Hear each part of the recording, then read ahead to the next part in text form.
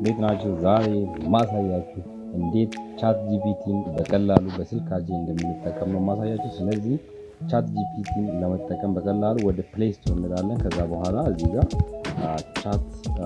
ቻት ጂፒቲ ብለን ሰርች እናደርጋለን።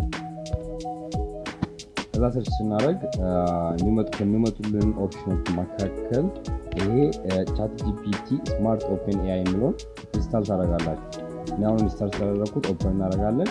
ኦፕን ስናደርግ እንደዚህ አይነት ፕላትፎርም እናገኛለን። ስለዚህ ከዛ በኋላ በቃ ቻት ጂፒቲ ላይ እንደፈለጋችሁ መጠቀም ትችላላችሁ ማለት ነው። ለምሳሌ እንደዚህ ብዬ ልጻፍ ራይት ፎር ሚ ኢትዮጵያን ሂስቶሪ እስቲ ምን እንደምለን እንስማ። ዋው አያችሁ፣ እንደዚህ አይነት ፓራግራፍ ጻፍልኝ ማለት ነው። ኢትዮጵያ is a country located in the horn of Africa። ስለዚህ የኢትዮጵያ ሂስቶሪ ነው ማለት ነው።